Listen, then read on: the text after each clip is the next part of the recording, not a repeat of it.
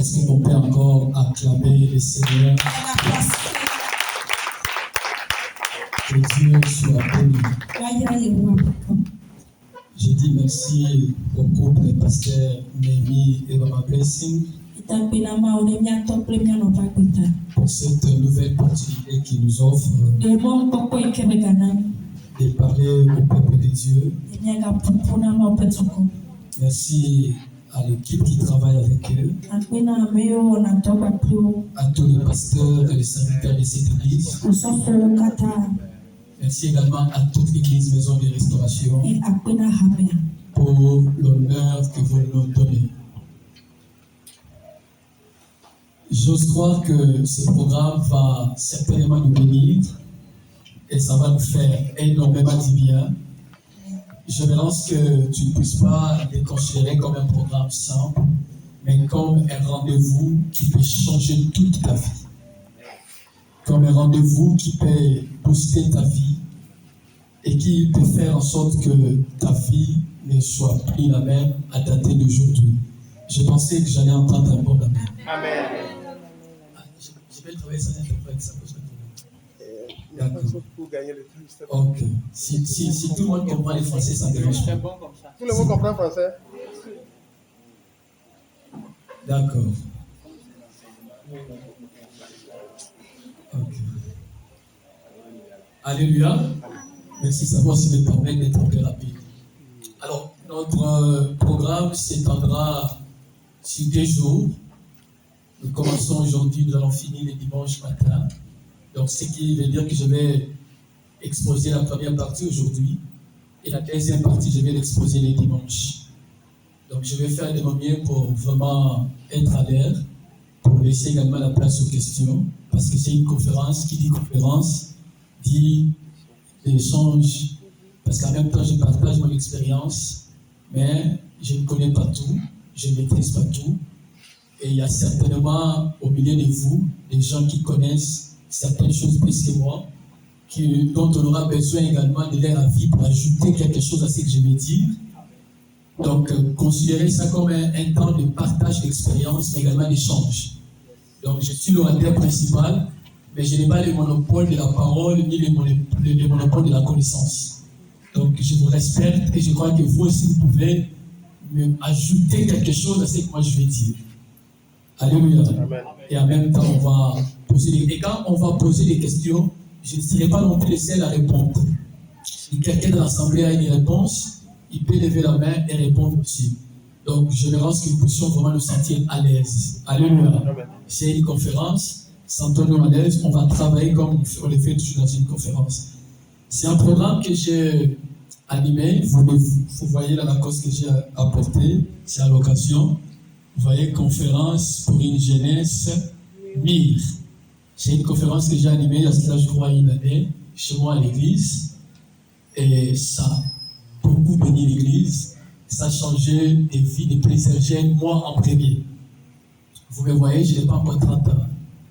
Je vais utiliser 30 ans le 1er janvier de l'année prochaine. Parce que moi, je suis né le 1er janvier. Donc, c'est un jeune qui vous parle. Mais le Seigneur nous a fait grâce.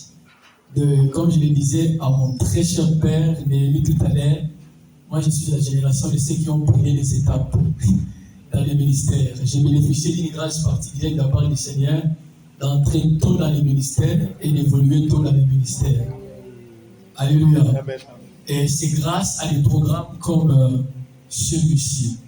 Mais c'est lui également qui m'a inspiré, c'est notre frère Warrior. Est-ce qu'on peut acclamer pour lui?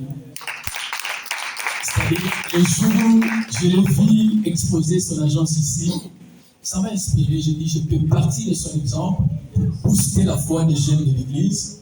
Non seulement pour suivre son exemple, mais pour faire aussi plus. Alléluia.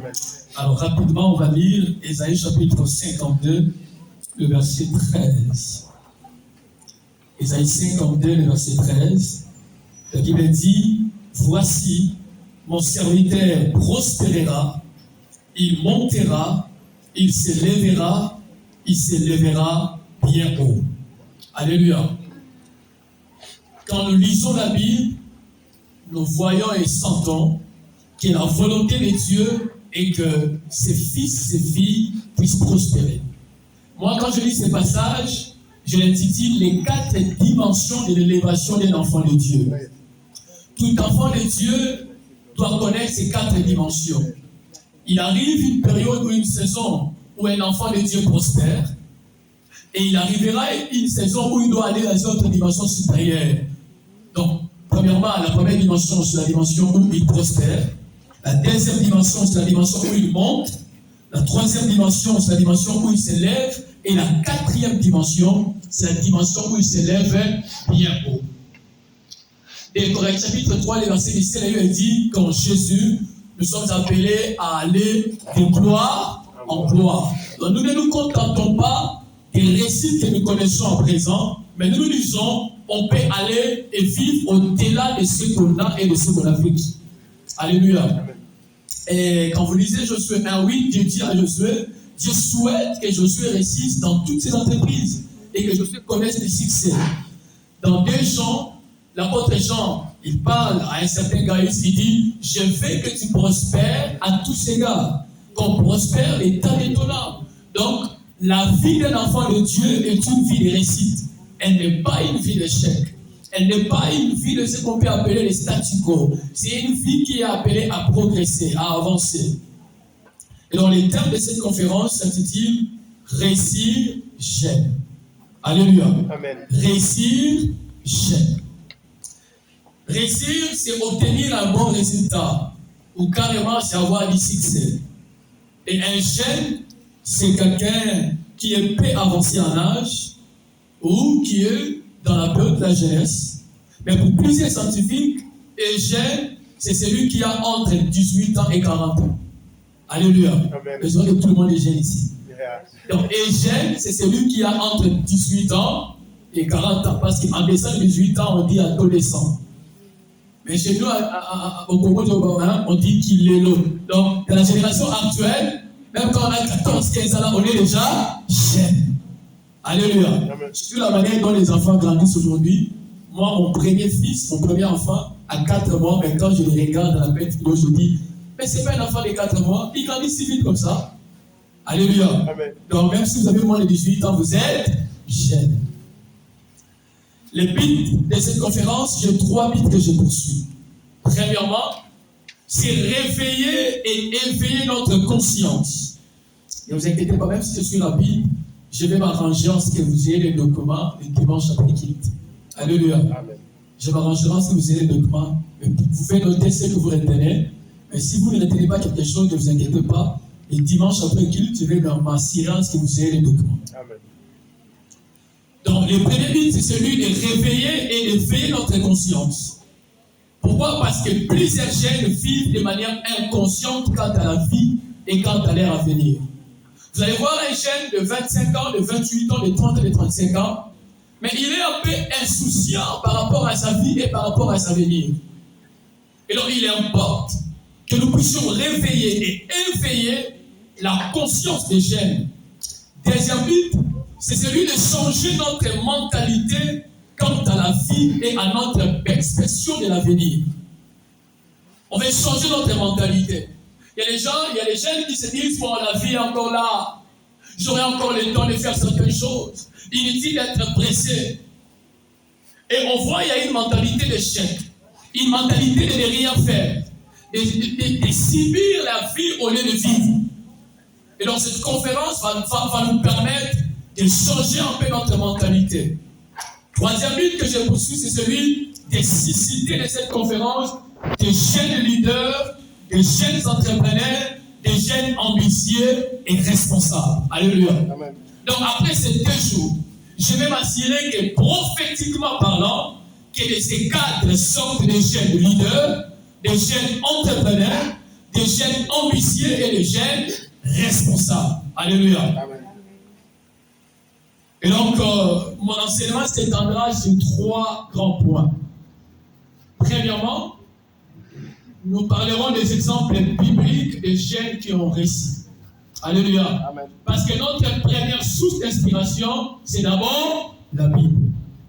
Et donc, il est important de rentrer dans la Bible et voir, parce que la Bible, il y a plusieurs jeunes qui ont réussi, on va voir ces jeunes-là qui ont réussi. Deuxièmement, il sera question de voir leurs différents secrets de réussite. Qu'est-ce qu'ils ont fait pour réussir jeunes? Et troisièmement, nous verrons quelques conseils et orientations pratiques. Là, ça sera la Bible, mais personnellement, par rapport à mon expérience, ou par rapport aux expériences de certains d'entre nous, on va recevoir quelques conseils pratiques. Qu'est-ce qu'il faut faire concrètement pour réussir jeune? Je vois la troisième partie, le troisième point intervenant le dimanche. Je vais m'efforcer de finir les deux premiers points aujourd'hui, si le temps le permettra. Alléluia. On peut avancer, on est là. Okay. Alors, avant d'aborder les différents points, j'ai noté quelque chose qui constitue des constats que personnellement je fais dans les chefs des jeunes actuellement, surtout en Afrique. C'est que la plupart des jeunes voient toujours leur avenir de manière lointaine. Ils disent toujours qu'ils ont encore le temps, ainsi ils jouent avec la vie en vivant sans économie, dans la procrastination, sans objectif ni vision claire et nette de l'avenir. Ça, c'est le constat. Beaucoup de jeunes, particulièrement en Afrique, voient toujours leur avenir de manière lointaine. Comme je l'avais dit, 22 ans, 23 ans, 20 ans, 25 ans, 28 ans, 30 ans, on se dit, j'ai encore le temps. Inutile d'être pressé, j'ai encore le temps. J'ai encore le temps. Et qu'est-ce qu'ils font? Ils gagnent de l'argent. Mais ils n'ont pas l'économie. Ils ne font pas les parts. Quand ils ont quelque chose, ils s'achètent des habits, ce qui n'est pas mal. Chez nous, comment on aime s'habiller. D'ailleurs, on est récollé pour ça. Donc, prêcher comme ça à la cause, c'est un scandale au Congo. Mais ici, je me sens à l'aise. Alléluia. Parce que le jour où j'ai prêché chez moi, dans cette conférence, vous me savez bien, une jaquette jeans. Parce qu'à la cause, tu es là, c'est comme si tu n'as pas sapé.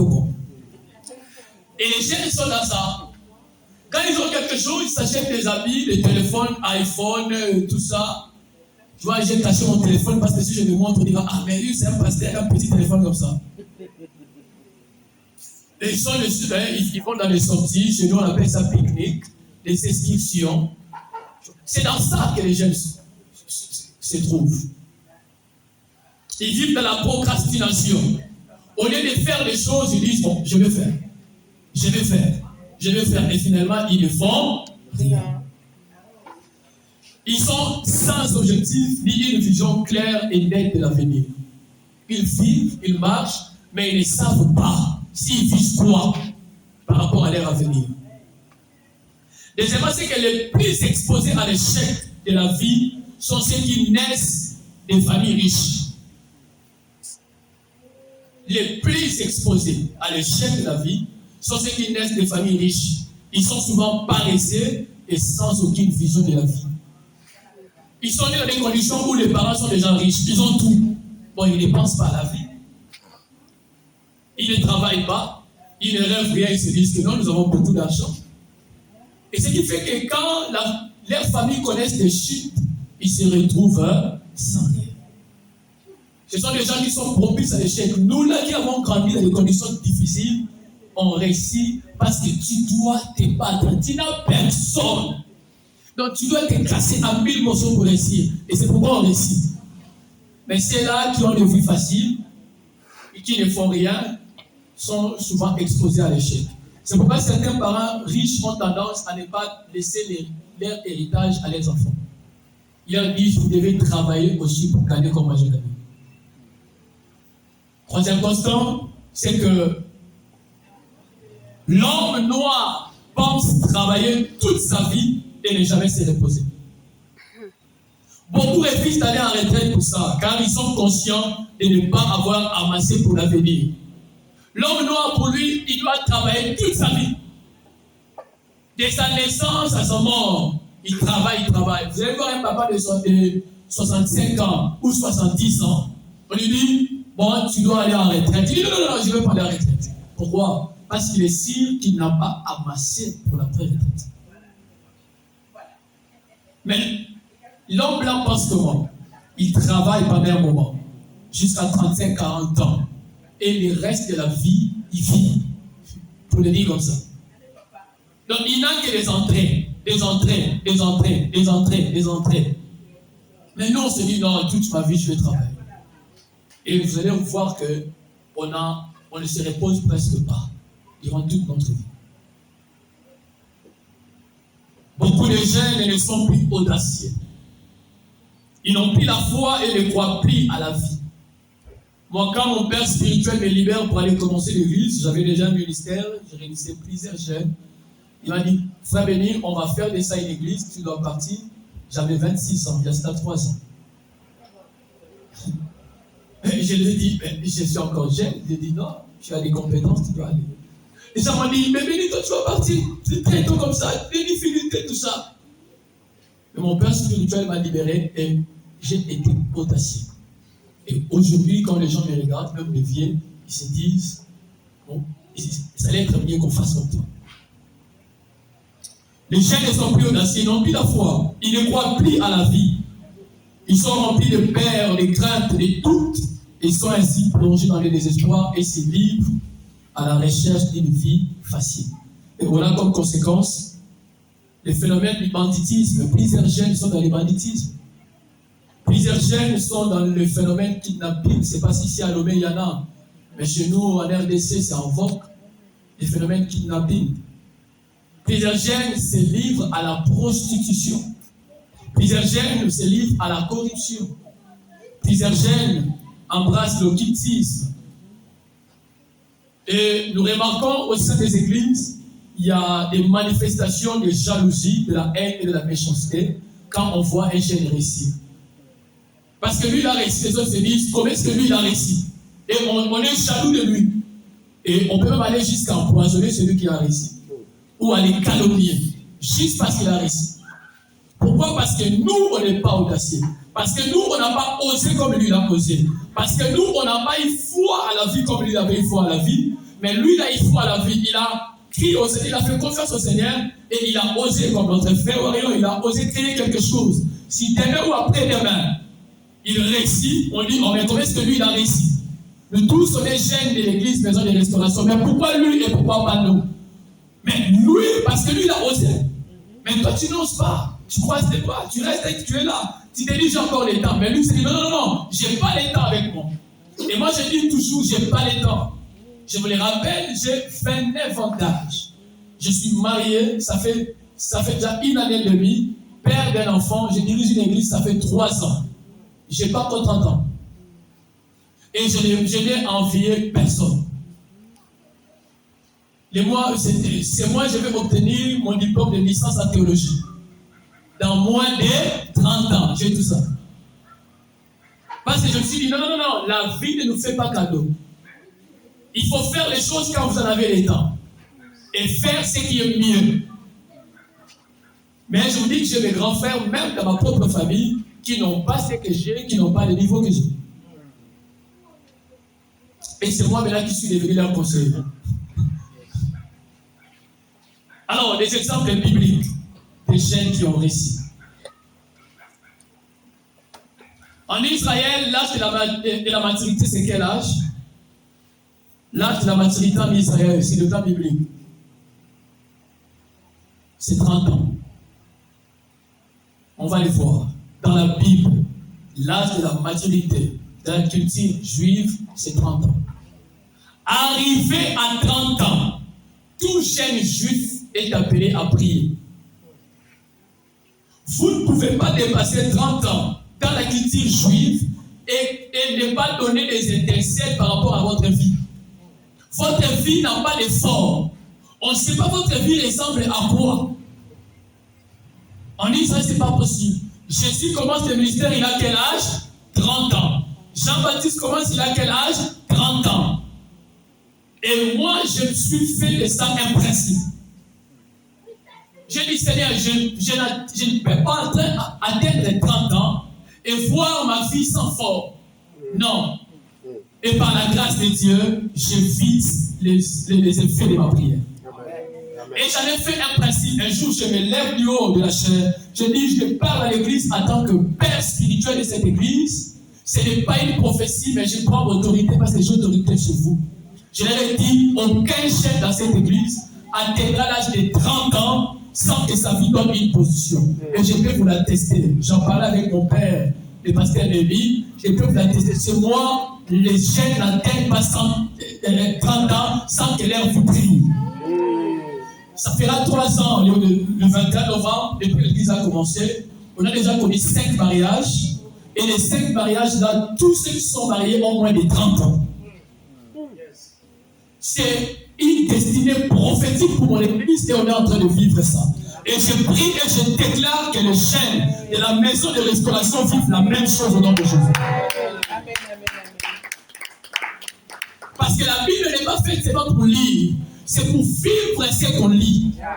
Et quand moi j'ai fait une étude, je vis que la plupart des jeunes dans la Bible, quand ils avaient 30 ans, ils priaient. Je dis, Seigneur, en commençant par moi, jusqu'au dernier fidèle de mon église, on atteindra pour 30 ans sans que nos vies brillent. Je réitère encore ma prière, il en sera le cas pour vous au nom de Jésus. Amen, amen. Et je vais aller plus loin.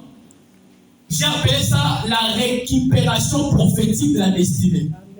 Cela veut dire que si vous avez déjà dépassé 30 ans, mais votre vie ne brille pas, je récupère ça prophétiquement par là. Dans le monde spirituel, je vous ramène à moins de 30 ans. Amen. Et je vous condamne à réussir au nom de Jésus. Amen, amen, amen.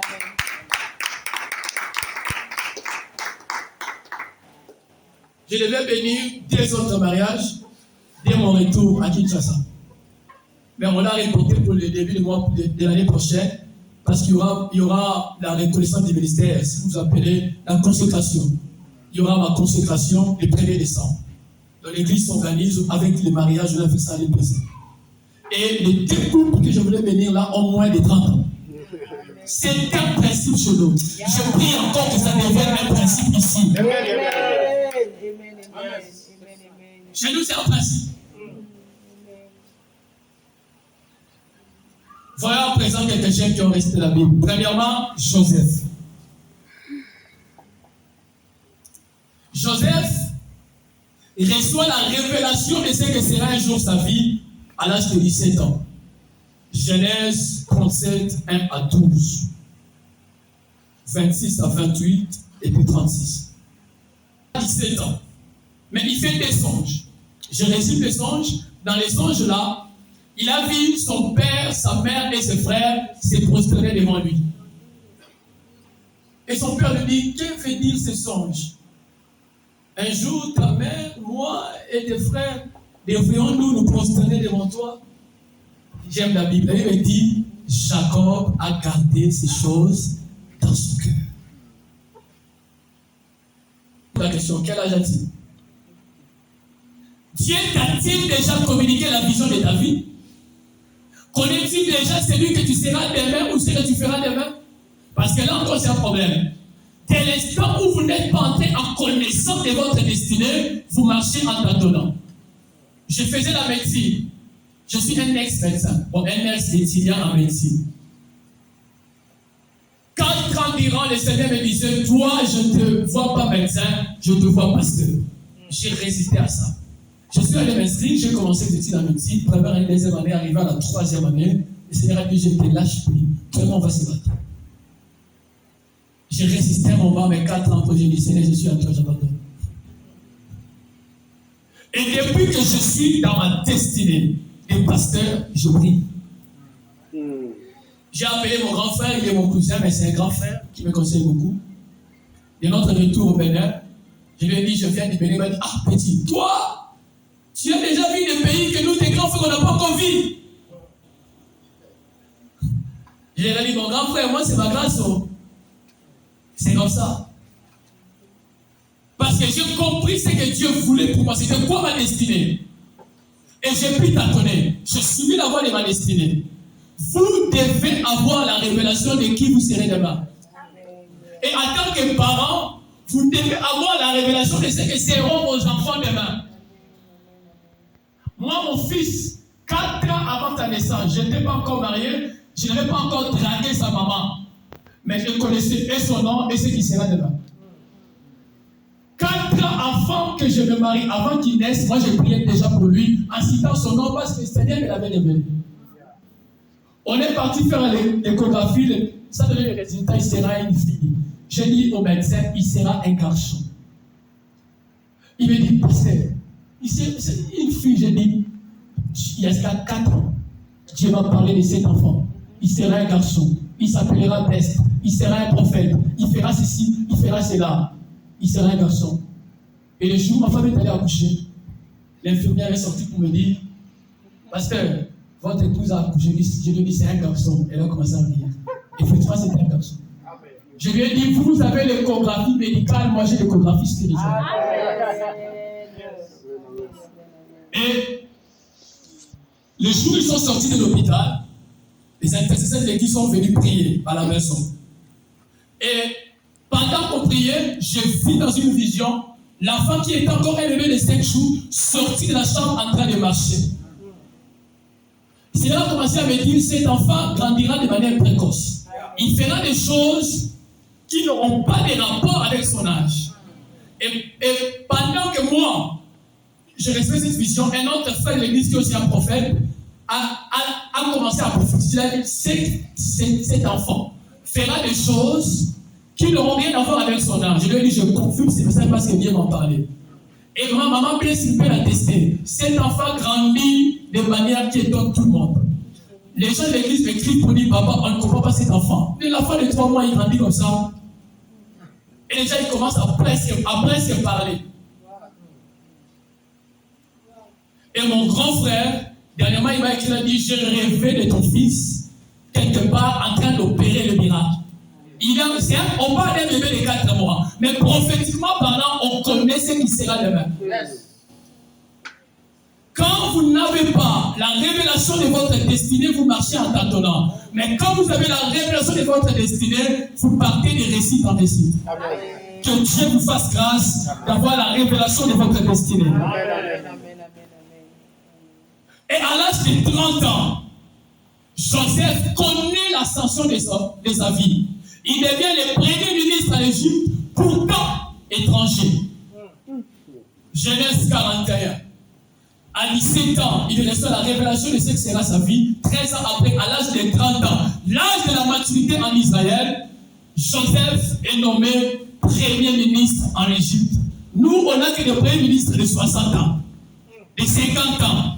Non, je te condamne à devenir premier ministre à 30 ans, à devenir DG à 30 ans, à devenir chef d'entreprise en 30 ans, à devenir un grand homme de Dieu en 30 ans. Oh! Il a 30 ans, il est premier ministre.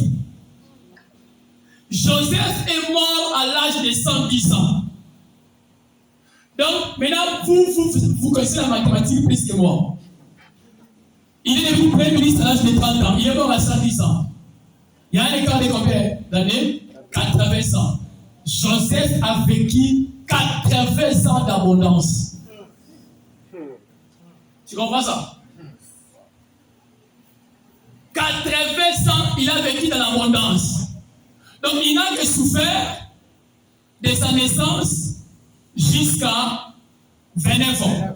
À 30 ans, il connaît la station de sa vie. Et depuis qu'il est monté à 30 ans, il n'est plus descendu jusqu'à 110 ans. Le jour où on enterre, on dit c'est le deuil d'un grand homme. Je prie et je déclare que cela t'arrive au nom de Jésus. Que cela t'arrive au nom de Jésus. Le jour où tu connaîtras la station de ta vie, tu monteras pour ne plus descendre. 80 ans dans l'abondance. Et toi, tu veux souffrir jusqu'à l'âge de 50 ans, 60 ans. Maintenant, tu rêves jusqu'à l'âge de 65 ans. C'est quoi ça jouit de la vie? C'est quelle mentalité c'est ça? Je chasse cette mentalité au nom de Jésus. Deuxième exemple, Gédéon. Justice. Il est né de la plus petite famille en Israël et il est aussi le plus jeune de sa famille. Tout était réuni pour que Gédéon ne puisse pas être choisi. Sa famille la plus petite en Israël, lui dans sa famille, il était le plus jeune. Mais le jour où l'ange vient pour annoncer la libération du peuple d'Israël, il annonce à qui? À Gédéon. Et de son jeune âge, lui qui n'a jamais été un soldat, mais il a dirigé toute une armée de 300 personnes pour battre une armée madianite de plus de 10 000 soldats. Troisième exemple, Samuel. Les fils d'Anne, bien sûr. 1 Samuel 3, 1, et puis 19 à 21. 1 Samuel 3, 1, et puis 19 à 21. Et il va nous souligner ça, le jeune Samuel. On parle du jeune Samuel. Était au service de l'Éternel devant Élie. La parole d'Éternel était rare à ce temps-là. Les visions n'étaient pas encore fréquentes. Samuel grandissait. L'Éternel était avec lui et il ne laissait tomber à terre aucune de ses paroles. La première fois où je lis ce passage, je me suis enfermé dans ma chambre pendant des heures et des heures. Je dis, Seigneur, dans mon onction prophétique, toutes les prophéties que je vais déclarer s'accompliront. Aucune ne tombera à terre. Et depuis que j'ai commencé à prophétiser, jamais j'ai dit une chose qui ne soit pas arrivée. Je ne sais pas si j'avais 23 ou 24 ans à l'époque. C'était ma première fois de lire ce passage. Le jeune Samuel était au service de l'Éternel. Et le Seigneur ne laissait tomber à terre aucune de ses paroles. Frères et sœurs, je vais vous conseiller une chose. La Bible, on la lit pas seulement, on la vit. Ce sont des paroles réelles. Quand vous les lisez, il faut vous en approprier. Ne la lisez pas comme tout autre livre. Nous, en RDC, il y a un apôtre qui dit, nous prêchons un Jésus qui sort de la Bible et qui agit. Pas un Jésus qui reste dans la Bible. Et Samuel 4, il va dire, la parole de Samuel s'adressait à tout Israël. Il est encore jeune. Son mentor, son père spirituel et le sacrificateur n'est pas encore mort. Et les fils d'Élie ne sont pas encore morts. Donc Samuel n'est pas encore dans la sacrificature. Parce que Élie est vivant et les fils d'Élie sont vivants. Mais la Bible dit que la parole de Samuel s'adressait non pas dans son quartier, non pas dans son avenir, mais dans toute la nation. La parole de Samuel s'adressait. Il n'était pas encore introduit dans le ministère. Mais déjà, toute la nation d'Israël connaissait qu'il y avait un prophète. Je vous ai dit qu'on va me consacrer ici, là. Donc, pour dire que mon ministère n'est pas encore reconnu dans tes communautés. Parce que chez nous, c'est comme ça. Tu dois servir, on voit ce que tu fais, après on reconnaît ton ministère. Et après 3 ans, mon père spirituel dit, maintenant, on peut reconnaître ton ministère. Mais je vous dis, sans qu'on reconnaisse mon ministère, je suis à Lomé, je suis allé au Bénin et à RDC. Partout je passe et je prêche. Il est possible que tu entres dans ta saison, bien avant même que les hommes te disent que c'est ta saison. Et je prie et je déclare que cela t'arrive au nom de Jésus. Amen. Et quand je dis aux gens, on n'a pas reconnu au ministère, on dit, oh, mais ils attendent quoi? Toi, tu fais encore pour faire quoi? Ah, parce que toi, tu fais encore pour faire quoi? J'ai dit non, ayons du respect au Père, laissons-lui son temps. Et quand on voulait voyager pour Lomé, il m'a dit, de ton retour de Lomé, on va reconnaître ton mystère. J'ai dit, gloire à Dieu. Exemple suivant, David. 1 Samuel 16, 8 à 13. 1 Samuel 16, 8 à 13, David a 17 ans lorsqu'il est un roi. Samuel arrive dans sa famille, il n'a pas vu ses frères, il a vu David. Il a 17 ans. L'huile royale, l'onction royale est posée sur sa tête. 2 Samuel 5, 1 à 5. 2 Samuel 5, 1 à 5. David a 30 ans. Et la Bible dit, quand vous lisez 2 Samuel, on va lire ça. David a 30 ans. Ah, 30 ans. 30 ans est un âge prophétique pour briller. 2 Samuel 5. Il me dit, toutes les tribus d'Israël vinrent auprès de David à Hébron et dit, voici nous sommes tes os et ta chair.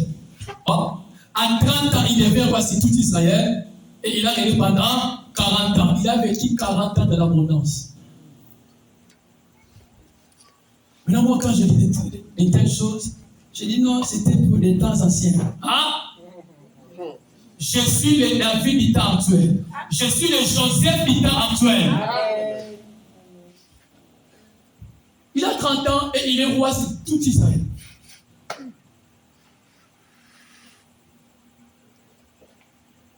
Salomon, 1 roi 3,7, 1 Chronique 22,5, 1 roi 3,7, 1 Chronique 22,5, 1 Chronique 29,1. 1 Chronique 3,7, il dit, maintenant, Éternel mon Dieu, tu as fait régner ton serviteur à la place de David, mon père. Soulignez la suite. Et moi, je ne suis qu'un jeune homme. Je n'ai point d'expérience. C'est Salomon qui parle. Ici, déjà, il est roi. Il a remplacé son père. Mais il dit, et moi, je ne suis qu'un jeune homme. Je n'ai point d'expérience. 1 Chronique 25. David disait, soulignez ça, mon fils Salomon est jeune et d'un âge faible. Et la maison qui sera bâtie, l'Éternel s'élèvera à un haut degré de renommée et de gloire dans tout le pays. C'est pourquoi je vais faire pour lui des préparatifs, et David fit beaucoup de préparatifs avant ça. 1 Chronique 29:1. Salomon accède au trône, il a environ, selon les commentaires de la Bible, 20 ans. Lui, il a fait d'ailleurs l'exception des exceptions. Il arrive au trône, il a environ 20 ans. Il est roi. Bon, oui, si nous sommes des vieux de Salomon, hein. Mais on se précipite derrière la Gari. C'est quoi, Gari? Gari, hein? Mais on est grand frère de Salomon.